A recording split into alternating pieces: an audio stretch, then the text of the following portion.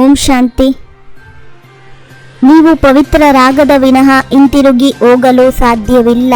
ಆದ್ದರಿಂದ ತಂದೆಯ ನೆನಪಿನಿಂದ ಆತ್ಮದ ಬ್ಯಾಟರಿಯನ್ನು ಚಾರ್ಜ್ ಮಾಡಿಕೊಳ್ಳಿ ಮತ್ತು ಸ್ವಾಭಾವಿಕವಾಗಿ ಪವಿತ್ರರಾಗಿ. ತಂದೆಯು ನಿಮಗೆ ಮೊದಲಿನಿಂದಲೇ ದೇಹಭಾನದಿಂದ ದೂರ ಕರೆದುಕೊಂಡು ಹೋಗುವ ಅಭ್ಯಾಸ ಮಾಡಿಸುತ್ತಾರೆ, ಅರ್ಥಾತ್ ಸಾಯುವುದನ್ನು ಕಲಿಸುತ್ತಾರೆ. ಮೇಲೆ ಹೋಗುವುದೆಂದರೆ ಸಾಯುವುದು. ಈ ಶರೀರದ ಮೂಲಕ ಪಾತ್ರವನ್ನು ಅಭಿನಯಿಸಲು ಮೇಲಿನಿಂದ ಬಂದಿದ್ದೇವೆ. ನಾವು ಮೂಲತಃ ಅಲ್ಲಿಯ ನಿವಾಸಿಗಳಾಗಿದ್ದೇವೆ. ಈಗ ಮತ್ತೆ ಅಲ್ಲಿಗೆ ಹಿಂತಿರುಗಿ ಹೋಗಬೇಕಾಗಿದೆ. ಮೊಟ್ಟಮೊದಲು ತಮ್ಮನ್ನು ಆತ್ಮವೆಂದೇ ತಿಳಿಯಬೇಕಾಗಿದೆ. ಆತ್ಮವೇ ಶರೀರ ಧಾರಣೆ ಮಾಡಿ ಪಾತ್ರವನ್ನು ಅಭಿನಯಿಸುತ್ತದೆ. ಸಂಸ್ಕಾರವೆಲ್ಲವೂ ಸಹ ಆತ್ಮದಲ್ಲಿಯೇ ಇರುತ್ತದೆ. ಆತ್ಮವಂತೂ ಸ್ವತಂತ್ರವಾಗಿದೆ. ತಂದೆಯು ತಿಳಿಸುತ್ತಾರೆ, ತಮ್ಮನ್ನು ಆತ್ಮವೆಂದು ತಿಳಿದು ತಂದೆಯಾದ ನನ್ನನ್ನು ನೆನಪು ಮಾಡಿ. ಈ ಜ್ಞಾನವು ನಿಮಗೆ ಈಗಲೇ ಸಿಗುತ್ತದೆ, ನಂತರ ಸಿಗುವುದಿಲ್ಲ.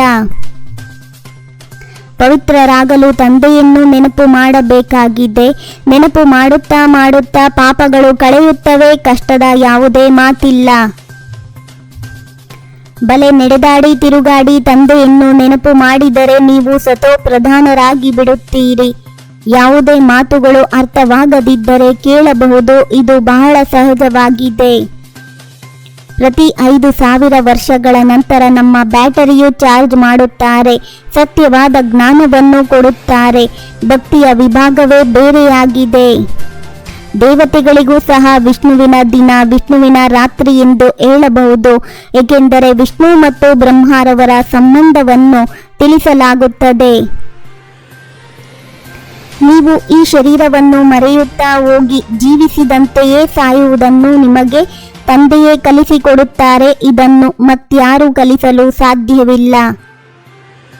ನಿಮ್ಮದು ಈ ಮೃತ್ಯು ಲೋಕದಲ್ಲಿ ಅಂತಿಮ ಜನ್ಮವಾಗಿದೆ. ಅಮರ ಲೋಕವೆಂದು ಸತ್ಯಯುಗಕ್ಕೆ ಹೇಳಲಾಗುತ್ತದೆ. ನಾವು ಬೇಗನೆ ಹೋಗಬೇಕೆಂದು ಈಗ ನೀವು ಮಕ್ಕಳ ಬುದ್ಧಿಯಲ್ಲಿದೆ. ಈಗಂತೂ ತಮ್ಮನ್ನು ಹಿಂದೂಗಳೆಂದು ಹೇಳಿಕೊಳ್ಳುತ್ತಾರೆ. ತಮ್ಮ ಶ್ರೇಷ್ಠ ಧರ್ಮ ಕರ್ಮವನ್ನೇ ಮರೆತು ಹೋಗಿದ್ದಾರೆ. ಆದ್ದರಿಂದ ದುಃಖಿಯಾಗಿದ್ದಾರೆ. ಸತ್ಯಯುಗದಲ್ಲಿ ನಿಮ್ಮದು ಶ್ರೇಷ್ಠ ಕರ್ಮ, ಶ್ರೇಷ್ಠ ಧರ್ಮವಿತ್ತು. ಬೇಹದ್ದಿನ ತಂದೆಯೇ ಬಂದು ಹೊಸ ಪ್ರಪಂಚ ಸ್ವರ್ಗವನ್ನು ರಚಿಸುತ್ತಾರೆ. ಸಹಜ ರಾಜಯೋಗದ ಜ್ಞಾನದ ಹೆಸರನ್ನು ಗೀತೆ ಎಂದು ಇಡಲಾಗುತ್ತದೆ. ಮನ್ಮನಾಭವ. ಮಕ್ಕಳೇ, ಈಗ ನೀವು ಹಿಂತಿರುಗಿ ಹೋಗಬೇಕಾಗಿದೆ. ಯಾವಾಗ ಪುರುಷೋತ್ತಮ ಯುಗವು ಬರುವುದೋ ಆಗಲೇ ಹಿಂತಿರುಗಿ ಹೋಗಬೇಕಾಗುತ್ತದೆ. ಇದರಲ್ಲಿ ಮುಖ್ಯವಾಗಿ ಪವಿತ್ರತೆ ಬೇಕು. ಈಗ ನೀವಾತ್ಮ ಜ್ಯೋತಿಯು ಬಹಳ ಕಡಿಮೆಯಾಗಿ ಬಿಟ್ಟಿದೆ. ಒಮ್ಮೆಲೆ ನಂದಿ ಹೋಗುವುದಿಲ್ಲ. ಅದು ಅವಿನಾಶಿಯಾಗಿದೆ. ಮಧುರಾತಿ ಮಧುರ ಮಕ್ಕಳಿಗೆ ತಂದೆಯು ಓದಿಸುತ್ತಾರೆ. ಅವರು ಶಿಕ್ಷಕನೂ ಆಗಿದ್ದಾರೆ, ಸದ್ಗುರುವೂ ಆಗಿದ್ದಾರೆ. ಅಂದ ಮೇಲೆ ಮಕ್ಕಳಿಗೆ ಎಷ್ಟೊಂದು ಖುಷಿ ಇರಬೇಕು. ಇದು ಸೂಕ್ಷ್ಮ ಬಿಂದುವಿನ ಸಾಕ್ಷಾತ್ಕಾರವನ್ನು ನೀವೇನು ಮಾಡುತ್ತೀರಿ? ಅವಶ್ಯಕತೆಯೇ ಇಲ್ಲ. ಕೇವಲ ಆತ್ಮವನ್ನು ಅರಿತುಕೊಳ್ಳಬೇಕಾಗುತ್ತದೆ. ಆತ್ಮವು ಭ್ರುಕುಟಿಯ ಮಧ್ಯದಲ್ಲಿರುತ್ತದೆ. ಈ ಶರೀರ ರೂಪಿ ವಸ್ತ್ರದಿಂದ ಮಮತ್ವವನ್ನು ತೆಗೆದು ಜೀವಿಸಿದಂತೆಯೇ ಸಾಯಬೇಕು. ತಮ್ಮ ಎಲ್ಲ ಹಳೆಯ ಲೆಕ್ಕಾಚಾರಗಳನ್ನು ಸಮಾಪ್ತಿ ಮಾಡಿಕೊಳ್ಳಬೇಕಾಗಿದೆ. ಡಬಲ್ ಕಿರೀಟಧಾರಿಗಳಾಗಲು ವಿದ್ಯಾಭ್ಯಾಸದ ಪರಿಶ್ರಮ ಪಡಬೇಕಾಗಿದೆ. ದೈವಿ ಗುಣಗಳನ್ನು ಧಾರಣೆ ಮಾಡಬೇಕಾಗಿದೆ. ಯಾವ ಲಕ್ಷ್ಯವಿದೆಯೋ, ಶುಭ ನುಡಿ ಇದೆಯೋ ಅಂತಹ ಪುರುಷಾರ್ಥ ಮಾಡಬೇಕಾಗಿದೆ. ಅಕಲ್ಯಾಣದ ಸಂಕಲ್ಪವನ್ನು ಸಮಾಪ್ತಿ ಮಾಡಿ ಅಪಕಾರಿಗಳ ಮೇಲೂ ಉಪಕಾರ ಮಾಡುವಂತಹ ಜ್ಞಾನಿ ಆತ್ಮಭವ. ಮನ್ಮನಾಭವದ ಸ್ಥಿತಿಯಲ್ಲಿ ಸ್ಥಿತರಾಗಿದ್ದಾಗ ಬೇರೆಯವರ ಮನಸ್ಸಿನ ಭಾವಗಳನ್ನು ತಿಳಿಯಬಲ್ಲಿರಿ.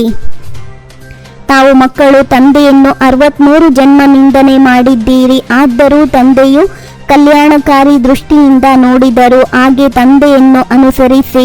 ಜ್ಞಾನಿ ಆತ್ಮಗಳ ಅರ್ಥವೇ ಆಗಿದೆ ಸರ್ವರ ಪ್ರತಿ ಕಲ್ಯಾಣದ ಭಾವನೆ. ಓಂ ಶಾಂತಿ. 21 ಜನ್ಮಗಳಿಗೆ 21 ಪರಮಾತ್ಮನ ಮಹಾವಾಕ್ಯವನ್ನ ಆಲಿಸಿ. ನಿಮ್ಮದೇ ಆದಂಥ ಈ ಚಾನಲಿಗೆ ಲೈಕ್ ಮಾಡಿ, ಶೇರ್ ಮಾಡಿ, ಸಬ್ಸ್ಕ್ರೈಬ್ ಆಗೋದನ್ನ ಖಂಡಿತ ಮರಿಬೇಡಿ. ಓಂ ಶಾಂತಿ.